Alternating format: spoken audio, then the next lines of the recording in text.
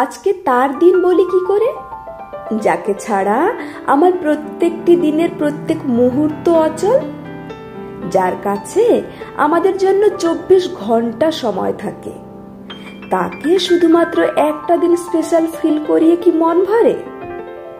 মায়েদের জন্য নির্দিষ্ট কোনো দিনক্ষণ, মাস, বছর হয় না, কারণ তারা দিনক্ষণ না দেখেই ভালোবাসে, যত্ন করে। দিন, মাস, বছরের হিসেব না করেই সে আমাদের সহ্য করে আসছে। প্রথমে সন্তান ধারণের কষ্ট সহ্য করেছে, পৃথিবীর আলো দেখানোর যন্ত্রণা সহ্য করেছে, ব্যথায় নীল হয়ে যায়, তবু সন্তানের মুখ দেখে মায়ের মুখে কি স্বর্গীয় সৌন্দর্য ফুটে ওঠে, তাই না? সহ্য করেছে রাতের পর রাত জেগে জোর করে দু চোখের পাতা খুলে রাখার কষ্ট, সহ্য করেছে আমার অবুঝ সব বায়নাগুলো।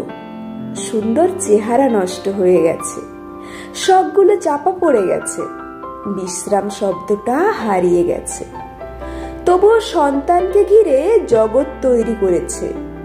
হাত ধরে হাঁটতে শিখিয়েছে, মাথা ঠান্ডা রেখে বর্ণ, অক্ষর, অ্যালফাবেট চিনিয়েছে, পেন্সিল ধরতে শিখিয়েছে। আমার প্রত্যেক পদে পদে নেওয়া ভুল সিদ্ধান্তের ফলাফলকে ঠিক করেছে ধৈর্য ধরে।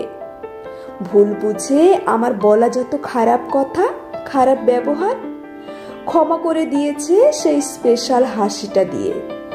মা ব্যাকডেটেড, মা খিটখিটে, মা কনজারভেটিভ, মা একটুও ছাড় দেয় না। আসলে মা সন্তানের চিন্তার মতো চিন্তা আর কারোর জন্য করে না। ভাবতাম মা কিছু বোঝে না, অথচ পরে দেখলাম আমাকে বোঝে সবচেয়ে বেশি। খিদে, তেষ্টা, রাগ, অভিমান, কান্না, হাসি, আনন্দ, যন্ত্রণায় পরিষেবা দেয় একমাত্র মা। মনের দগদগে ঘাগুলোয় সেক দিতে পারে একমাত্র মাই। যত কাছের বন্ধুই থাক, মায়ের মতো এমন ভরসাযোগ্য, নিঃস্বার্থ, বিপত্তারিণী বন্ধু আর কোথায় পাবো? সারা জীবনে মায়ের দেওয়া অপরিসীম ভালোবাসা, মায়া, যত্ন, সময়, ক্ষমা, শিক্ষার কথা আর কত বলবো? তার ত্যাগের পরিমাণ কোনো দাড়িপাল্লায় ওজন করব? আজীবন শুধু নিয়েই গেলাম, দিতে পারলাম কোথায়? এক মুঠো চাল ফেলে কি মায়ের ঋণ শোধ হয়? মা এমন এক মহাজন, যার খাতায় ঋণের অঙ্ক শুধু বাড়তেই থাকে। মা বলতো, যখন নিজে মা হবি বুঝবি মায়েদের কত জ্বালা। আজ নিজে মা হয়ে অক্ষরে অক্ষরে বুঝতে পারি, মা আসলে মাই হয়, বাকিরা মায়ের মতো। কলমে পার্বতী মোদক।